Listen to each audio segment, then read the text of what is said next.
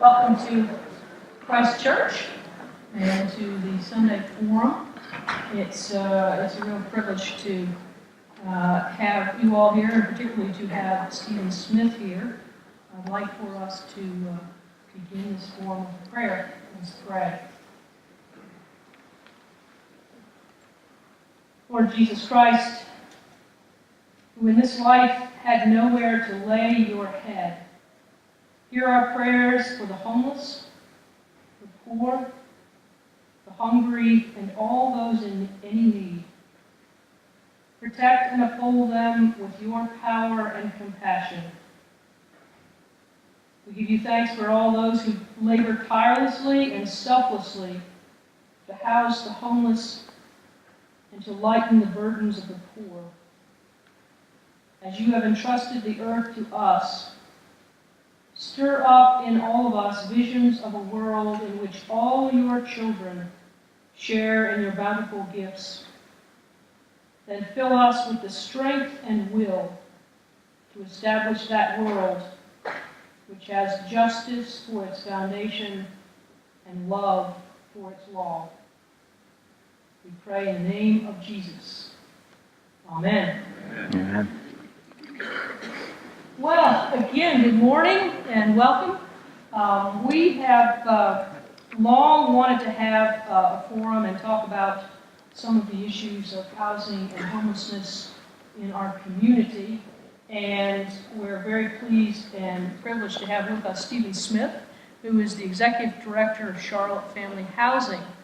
Charlotte Family Housing, in fact, is an organization that we helped really get on its feet with a 3-year gift through the Outreach Commission of Christ Church a good number of years ago, and they continue to be one of the organizations we are most happy to support. Stephen has served as the Executive Director of Charlotte Family Housing since July 1st, 2013. Before that, he served as the Associate Executive Director of the agency for 4 months before taking the lead role. He's a graduate of Oberlin College and obtained his Juris Doctor from Case Western Reserve University. He's originally from Pennsylvania, northwestern Pennsylvania, and spent most of his adult life in Cleveland. Too bad about I know. I don't really mean that. I know. The Cavs, though. The Cavs won. Yeah. He has spent most of his adult life in Cleveland, practiced law, and he worked in the financial services industry as an advisor to some of America's wealthiest families. He moved to Charlotte in 2008 to join a division of Wachovia Wealth Management. Then in 2010, Stephen made a huge transition, redefining success and reorienting his life and his focus toward second-half significance in life. He served as the Executive Director of the Harvest Center for 2 years before joining Charlotte Family Housing. He is married to Wendy, who was his college sweetheart. And they have 2 children. So, Stephen, welcome. Thank you. Thanks for having me. As I read through that bio, I couldn't help but notice that you really had a pretty sharp and abrupt change in your focus of vocation. Can you tell us a little bit about how that happened? Sure, I'd love to. First, I just want to say thank you to you all, to Christ Church. I mean, I look at so many people out here, and I think about your church, and whether it's, Ned Hardison or Ben Hill or Linda Marleaux or Chris and Patty Lambert. I mean, I could go on and on. Dan Sellers. So many of you folks, and your church has been so instrumental in the life of the work that we do here at Charlotte Family Housing. So thank you so much. So this transition, I know it sounds like it was pretty dramatic. It really wasn't. I was very fortunate because I grew up in a home where, my parents always talked about other people. And our Christian faith was something that we were expected to live out every day. It's kind of funny because my dad is up in age now, and I was looking at a book just really 2 days ago. And in the book was an inscription from a mission where my dad and our family volunteered for years and years. It's called the City Mission of Erie, Pennsylvania, the City Mission of Erie, Pennsylvania. And the book was dated 1968, and it was by the directors of that mission, and they were saying to him, "Thank you so much for your service." And it really just reminded me of sort of the gift that my parents gave me of service to others. So the transition is not as dramatic as it seems, because the seeds of service and what Christian faith is all about were sown a long time ago. Well, let's put it this way. Your clients were right. Yeah, that is for darn sure. Okay. When I was young, I had this ambition that I wanted to practice law, and I was going to be a lawyer, and I was going to change the world. And that was kind of that's what I told myself, and that's what I really believed. And so, actually, the seeds of my halftime transition were sown almost 30 years ago when I took the bar exam. And I was this guy that had just come out of law school, and in law school they tell you how great you are, how smart you are, and this, that, and the other, and all the things that you're going to do. And I took the bar exam, and I needed a 270 to pass, and I got a 269.5. And that was kind of tough, And I said, well, gosh, that's not going to do. And I went back, and you have a week to make a decision whether you're going to take it again. And I took it again, and I'm a newlywed, so I've been married for a year or two. I'm in my mid-20s. My wife is from a middle-class family, and I'm a guy that's got a lot of potential. Okay. And I took the exam again after a week of deciding. They offer it twice a year. You wait 4 or 5 months before you get the results. I got the results again, and I didn't pass. So now I'm 0 for 2. I am scraping and scrapping and feeling like a complete failure. And at that point, I did something that I had not done before, which was I just kind of stopped and reassessed. And I said, I know I have this ambition to do things, but maybe God's trying to get my attention. When you get through crisis, you start to get very reflective. Mm-hmm. Maybe it's a God thing. Maybe it's a this. Maybe it's a that. And that's what happened to me. And I grew up Presbyterian, and I sort of had a spiritual epiphany. And this spiritual epiphany was in the midst of my feeling like a failure, that I really wasn't, I was going to be someone who never really reached his full potential and never really did the things that I was able to do. I felt like God said to me that your identity is wrong. Your identity and self-worth is based on a title of being a lawyer, of being someone, and it should be based on your relationship with me. And that happened in my 20s, and it was a really powerful moment for me. And I went through this 2-year period where I finally, after 2 years of sort of coming face to face with what I said I wanted to do and really what my motivation for doing what I said, I looked at those two things, and they were very different. I said I wanted to be a lawyer because I wanted to help people. Well, the truth of the matter is I wanted to be a lawyer because I wanted to have a title, because I wanted to make a lot of money, because I wanted to actually be someone. And I came face to face with this real dichotomy of what I thought was the truth and what in my heart was really something very different. And so, after a couple of years of sort of lots of incidents of being really humbled, I sort of got released to go back and take the exam again. I took it, I passed it, and my legal career began. And it was a great legal career, but I never forgot the lesson of who I really am. And that was a lesson of, if I'm really going to fulfill what I'm called to do, I have to keep in perspective what my true identity is. That was a long answer to a very short question. But it really laid a foundation for fast forward 20-some years later. So this transition through halftime, financial crisis hit, the world changed, and someone gave me a book called Halftime, and when I read Halftime, I started thinking about 25 years ago. And I started thinking about, wow, I've had all this success now in my career and this and that and so forth. But what am I really called to do?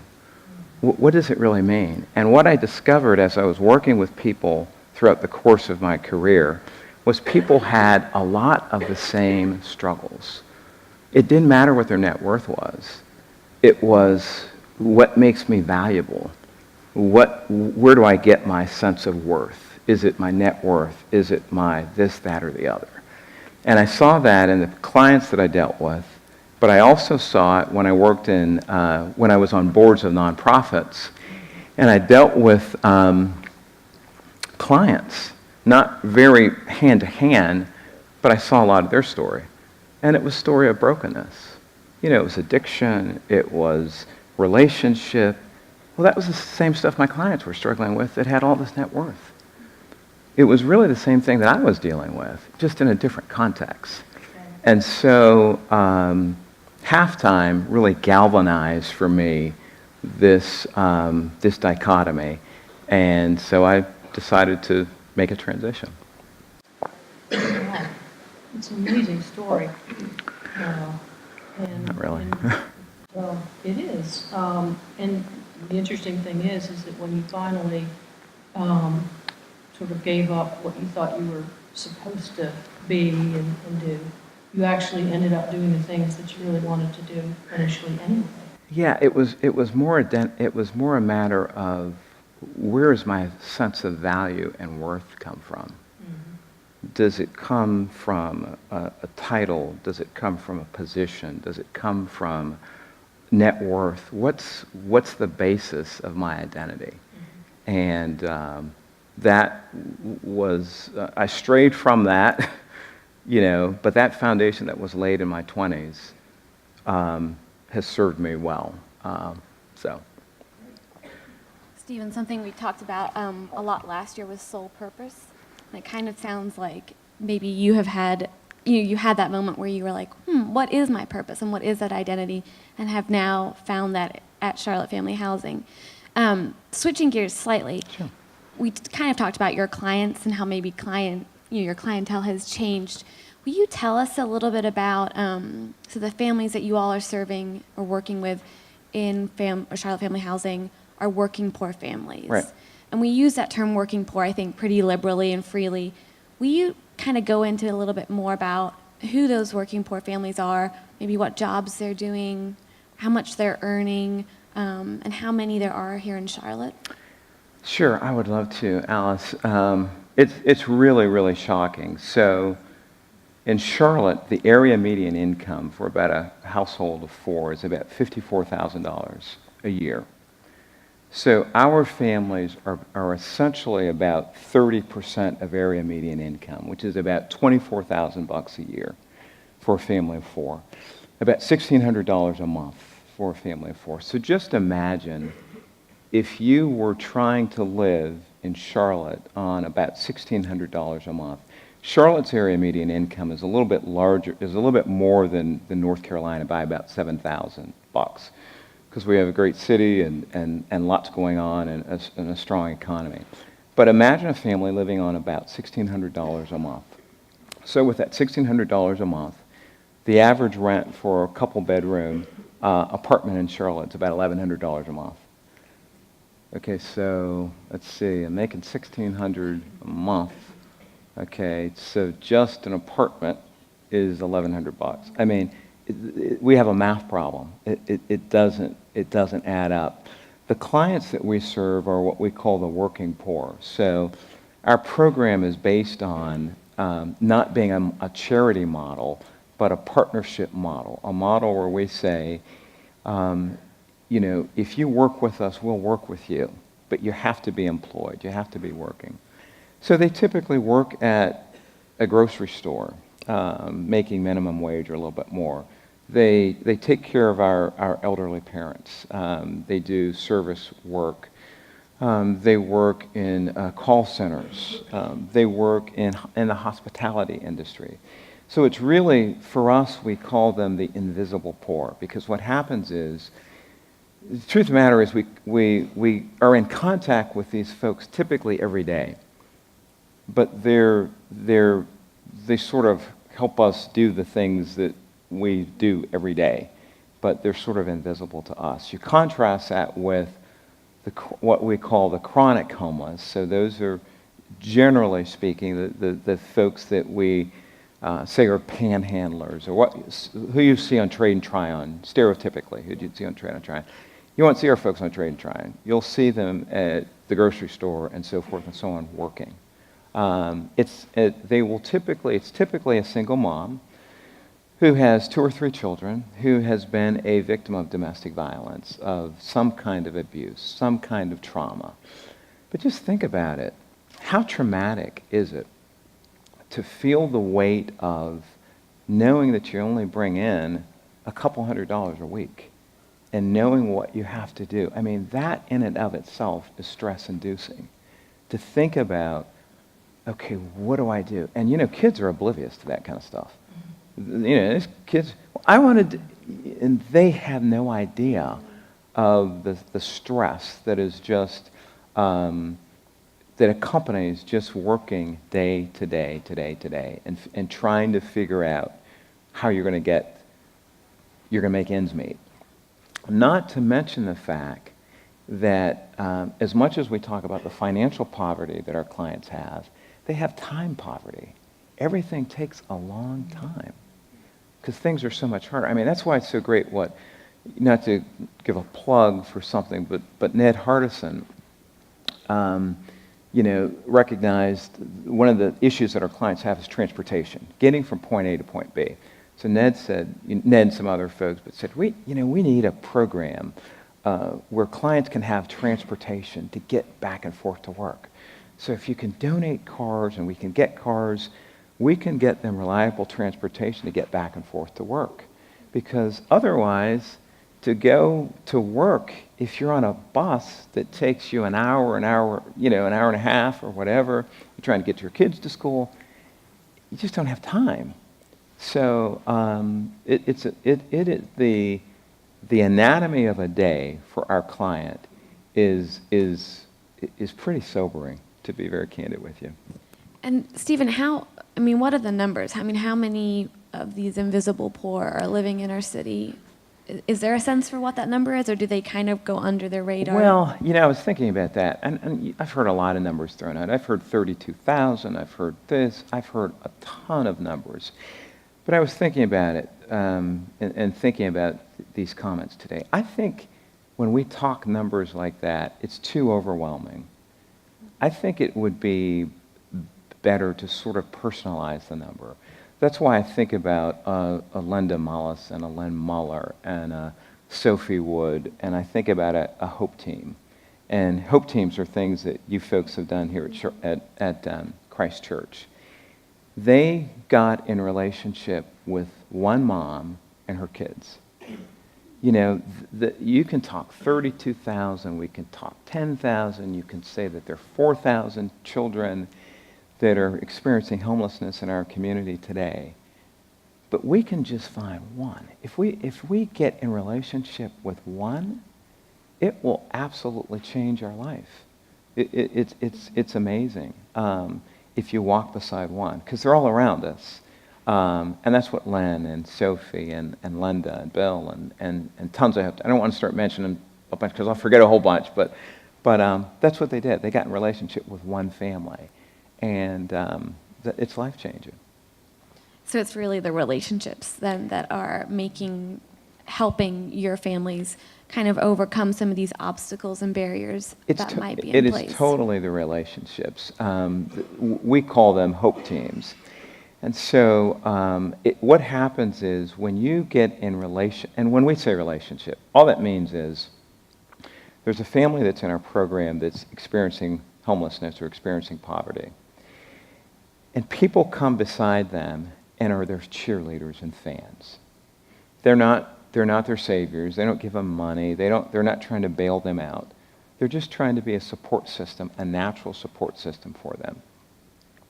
So I had someone that's on a Hope team that emailed me 2 weeks ago and said, one of my families was in the neighborhood of some of this shooting and unrest in the community.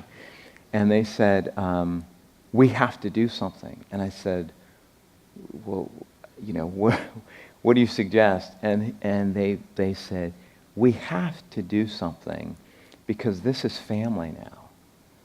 And I said, wait a minute, what happened? They said, I've walked with their kids, and we've had dinner with these kids, and we've been to their school, and we've been in reading programs with them, and we've been with this mom. This isn't just 32,000 and 8,000 and 4,000.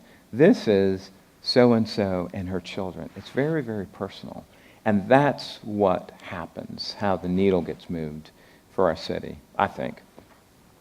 Yeah, that's amazing. And I think that challenges a lot of the times the way that we want to think. We want to put a number around it. We want to kind of understand it and kind of grapple with it. But I think that's such a powerful challenge to say, what about if you step into it? What if you step beside these families and walk with them? Absolutely. Stephen, you've kind of hit on some of the challenges that maybe your families are experiencing on a daily basis. Can you talk a little bit more to what sort of the housing situation is out there for working poor families? Childcare, maybe some of their building up debt or struggling with debt. Some of those obstacles that maybe are present that we sort of know about, but maybe not a lot about. Yeah. I think the best way for me to think about it and to convey it is in your mind, just think about how you would budget on $1,700 a month. Just think about that. What kind of decisions would you make? You would have to decide between rent and food and transportation and lots of different things. You'd have to make tough decisions about basic necessities. And the challenge that our families face is they are working through that, trying to make those kinds of decisions where the numbers really don't add up. So that's where an organization like ours comes to play. So when we partner with a family, we challenge them and say, listen, we will not bail you out because that's not what we're called to do. But we believe in your capability to work and to continue to work, and your capability to dig your way out of this in a couple of fashions. Number one is economically. You have to save money. It's tough. But in that $1,700 a month, you're going to have to save. And if it's $5, if it's $10, you have to save. So typically the profile of the person that comes in our program, they have no savings, they have zero savings, and they have $1,000, $2,000 in debt. Some of that debt and much of that debt is, sadly, it's predatory lenders who poverty is big business, and the clients that we serve are really, really profitable for businesses. And so whether it's a for-profit college, whether it's a title loan company, whether it's any kind of usurious loan folks out there, our clients come in with a ton of debt, unfortunately. By the time they leave our program, when they have successfully graduated from our program, they have about a $4,000 swing. So from coming in with either nothing saved or negative net worth, they leave with a couple $1,000s in savings. That's very, very typical of our clients. It's because they're very diligent, but we also challenge them to save, and we match a portion of what they save. So there's an economic piece that goes to this. The other part that's really, really important is clinical social workers. You can start making money and you can start saving money, but if you make bad decisions with the money, and those bad decisions can be based out of trauma and based out of bad relationships. When I say bad, I should rephrase that, unhealthy relationships and so forth. Our clinical social workers work with these clients to say, this is it. If your objective is to be self-sufficient, because that's our objective, if you share that, then this relationship is not helping you get there. Because at the end of the day, what we're looking for our client, or the way we define success, is when that client leaves our program, they can pay their rent on their own using their own income. So if they came into our program, they can't pay their rent because they're experiencing homelessness. We help them. They pay 30% of their income. We pay the balance. By the time they leave our program, they pay the full freight. And then we stay in touch with them for another 2 years after they've left the program to make sure they're still paying their full freight. So with the financial piece, with the clinical social workers working with them and helping to keep them accountable, and with the HOPE teams, the support system that's working with them and encouraging and helping them, we are very, very fortunate that about 9 out of 10 folks that leave our program housed stay housed for 2 years at least after they left our program. 9 out of 10 of the folks that we can get in touch with. That's the caveat. Where's Ben? Ben, there it is. I said it. All right. Of the ones that we can get in touch with. But the bottom line is we're very diligent about defining success in a very simple way. You came in the program, you were experiencing homelessness, and you couldn't pay rent. You couldn't keep a roof over your head. You leave our program, you can pay rent on your own using your own income. You don't have a government voucher. You're not in another program. I'm apolitical, so I'm not speaking against whether they're good or bad, but the way we define success is you are paying your rent using your own earned income. And we're fortunate that our program works. That's amazing. I mean, those numbers, the fact that 9 out of 10 families that complete the program are still housed, or almost, is. It speaks to the clients. It really does. It speaks to the clients and a little bit of support that we give them. And quite frankly, this program isn't for everybody. I mean, we have had folks that, Christ Church you guys are such a great partner. I mean, in so many ways, but even in the houses here. But we've had clients that we've had to have very tough conversations with and say, you're not ready for this program. You're not ready to be a tenant. You're not ready. Because we have a very high standard. And that standard is a standard of self-sufficiency. Because we want to be able to, when we refer a tenant to a landlord, we want to be great stewards of that landlord. I mean, we treat that landlord as our client. So we're not going to refer someone who we wouldn't want as a tenant at Charlotte Family Housing. So that's very important to us.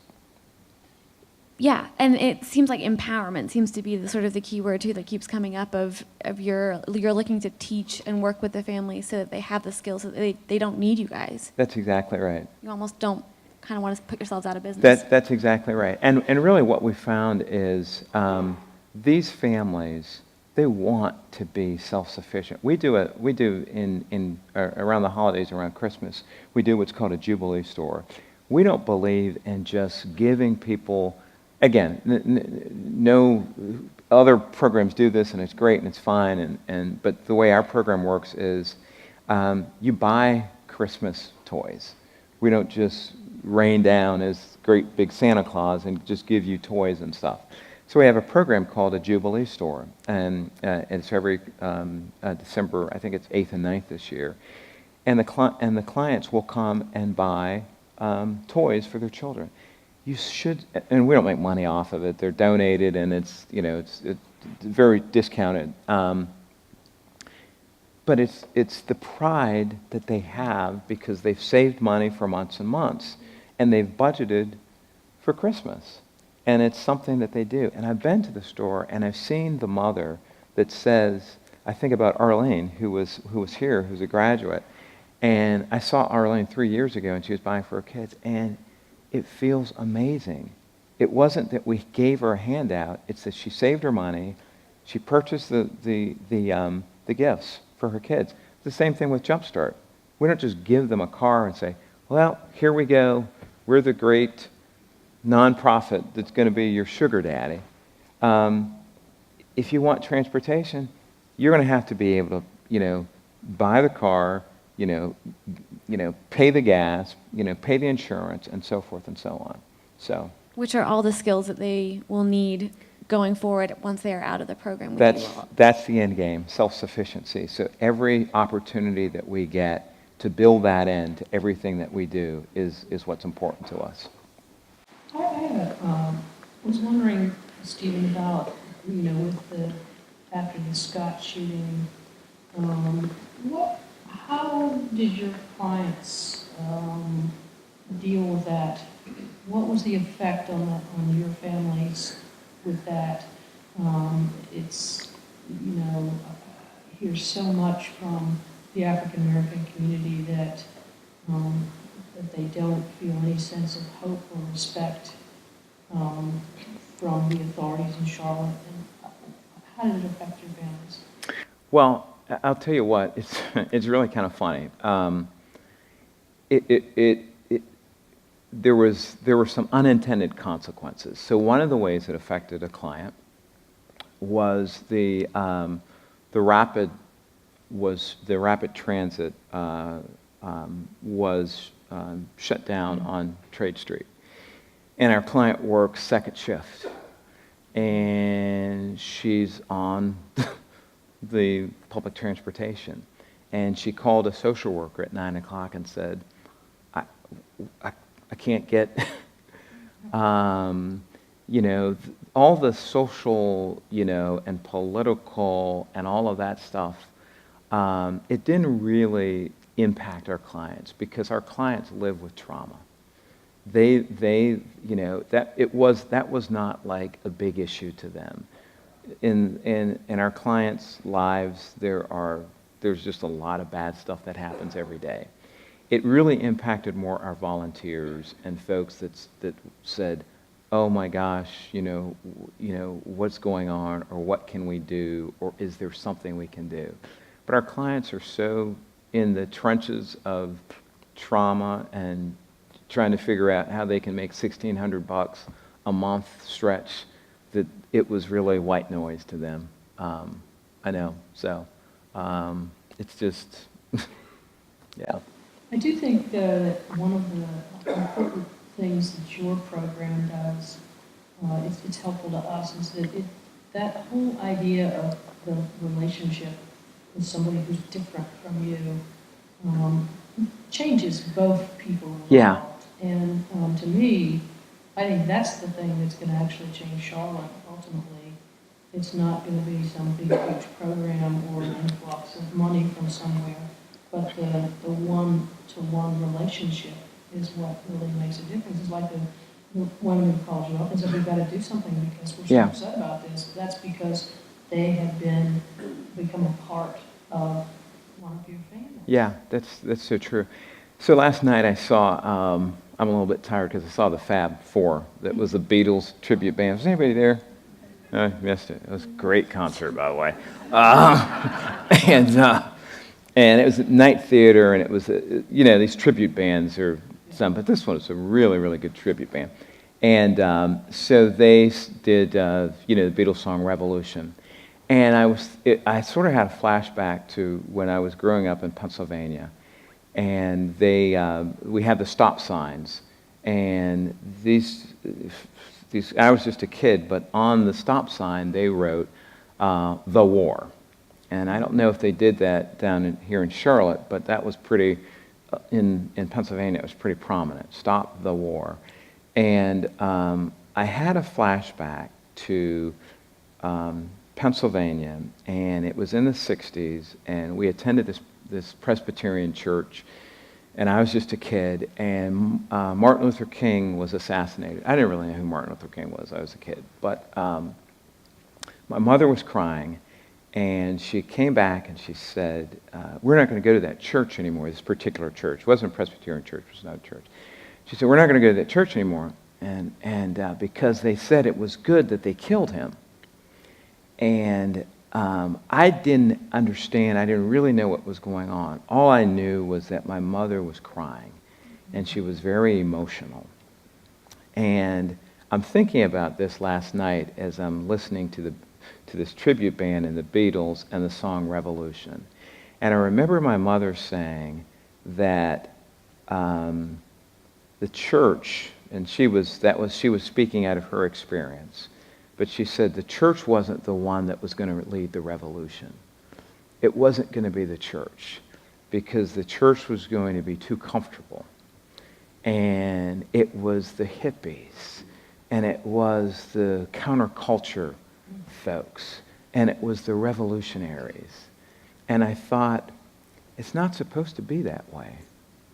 It isn't supposed to be that way. And so when I think of how it's going to change in our city, it's not going to be the government. It's going to be the revolutionaries, the people that say, you know what, these clients need transportation.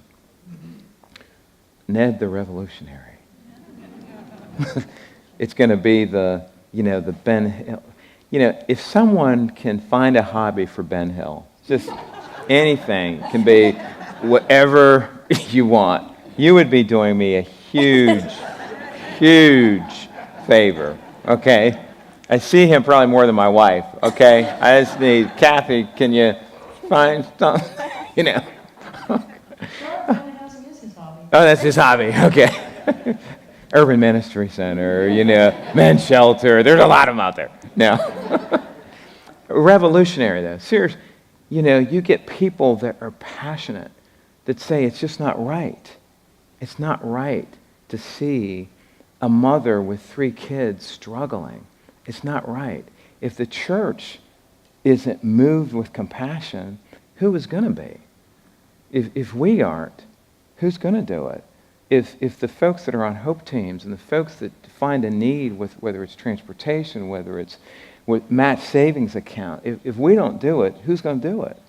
So, yeah. So. And I think that certainly that's what Jesus said. You got it. So it's incumbent upon us.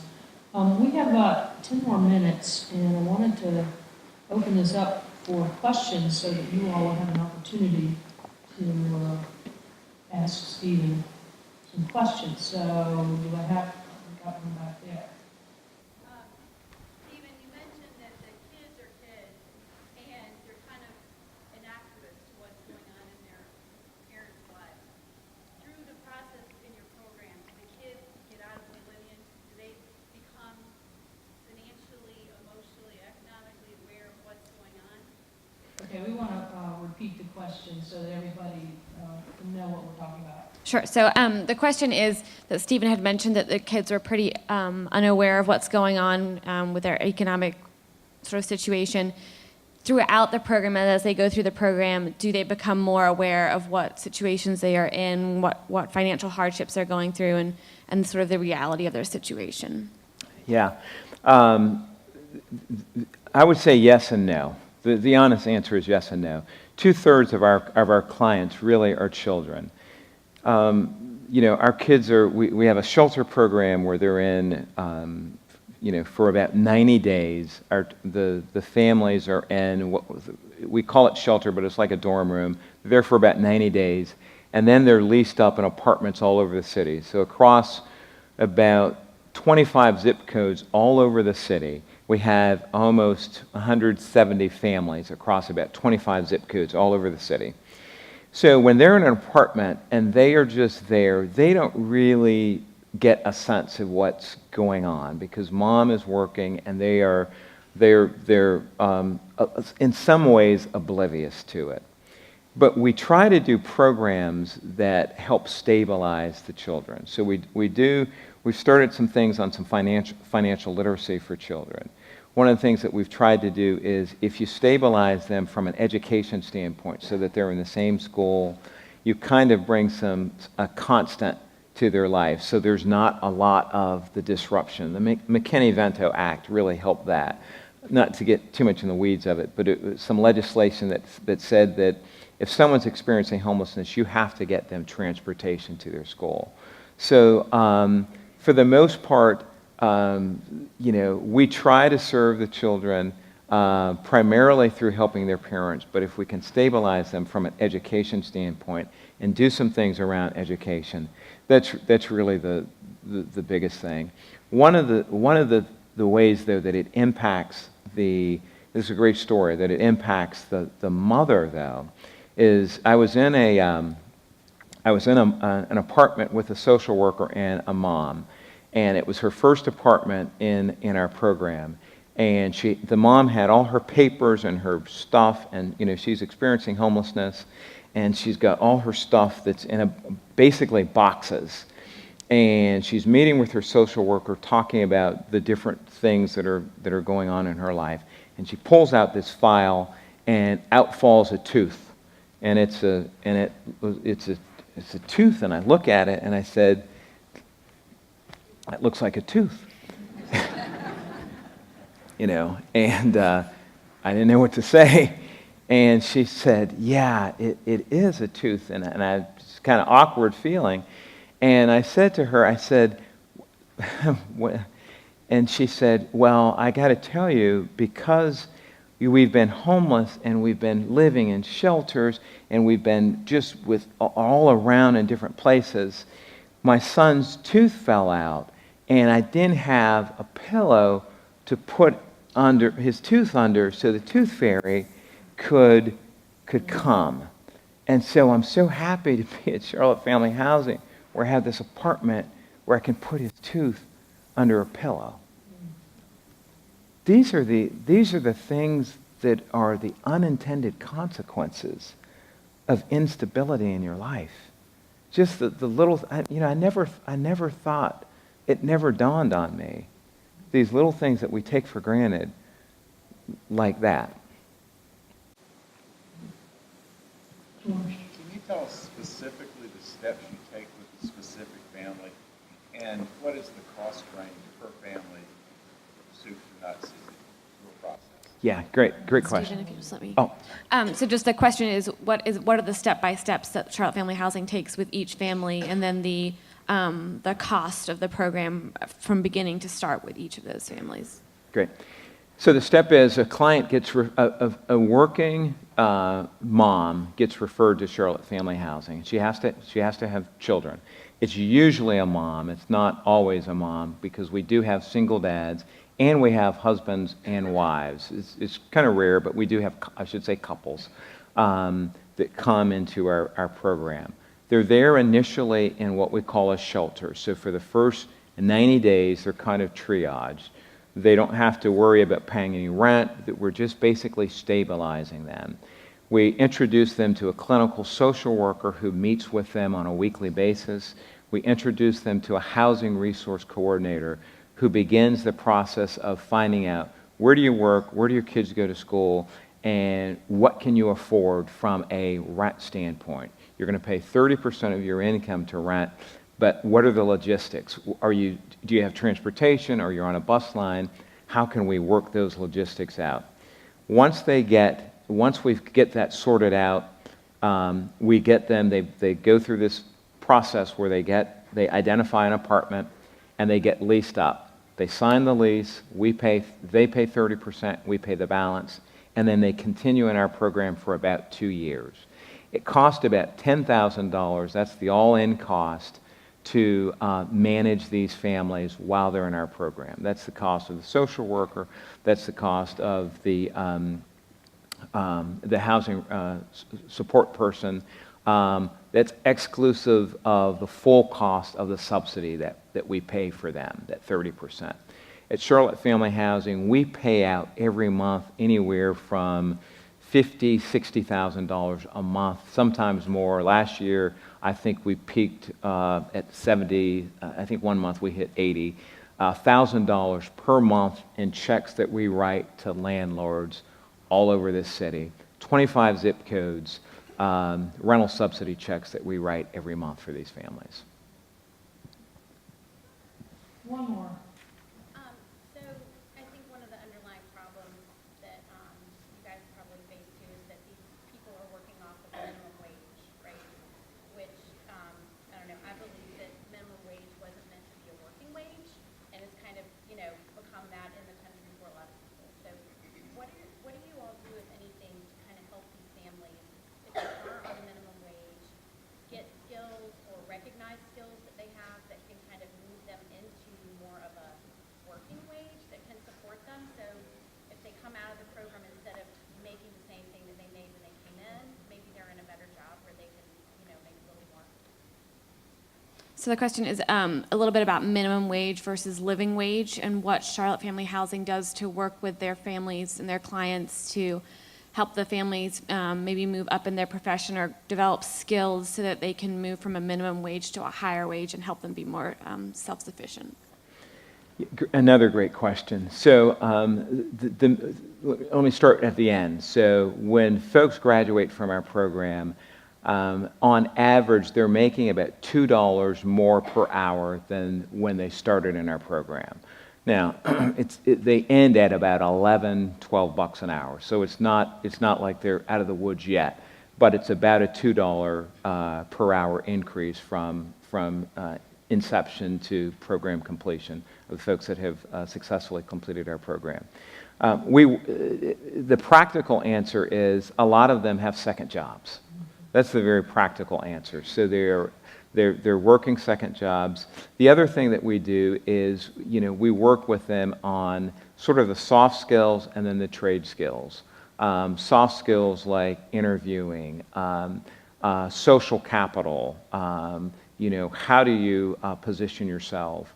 How do you, the typical things that we would have gotten, whether it's in college or through a career coach or something like that. Our boards are involved, our HOPE teams are involved working with them to help them with things like that. And quite frankly, it's usually we see it in the client's evolution as they're working with the social worker and working on some of these things. The best story, I'll end with a story, the best story I have with regard to that is there was a woman who came into our program. She came in, when she joined our program, she was 18 or 19 years old. She had 2 kids. It was a domestic violence situation. Her children at the time she came in our program were 6 and 5. She came in our program at 19, okay? Yeah, tragic situation. When she was presented to me, I had just started at Charlotte Family Housing, and they said, well, she's interested in financial services. I know you used to work in financial services. Can you refer her to someone? I met her, and I said, I don't know how many chips I have, not that many, but I don't think I can use it on this one just yet. And she was not ready. She wasn't ready. A year later, this young woman did a 180. She called her social worker up and said, I need to get off Facebook because it's not attracting the type of people that I want to be. It's attracting the type of people that I used to be. I need to start dressing professionally, not dressing like I'm going out somewhere to a club or to this or that or the other. She did a 180, and it was with support and encouragement of people around her, plus some soft skill and some hard skill training. She now works at Wells Fargo. She did end up getting a job there. She's been there for several years. And the way the story ended, she called me about 6 months ago, and she said, actually it was about 8 months ago, she called and said, can you help my mother? Her mother is 43. Can you help my mother? Because she's still on welfare, and she doesn't want to get off. This lady not only got it herself, our client, who's 23, not only got it herself and is bringing along her 8 and 9-year-old now, going back to that generation, but she's now trying to reach forward to her mother's generation because she got it. Amazing. I want to thank Stephen for being here and for the extraordinary work of Charlotte Family Housing, and we are privileged and happy to be in partnership with you. Thank you very much. Thanks. Thanks for your time.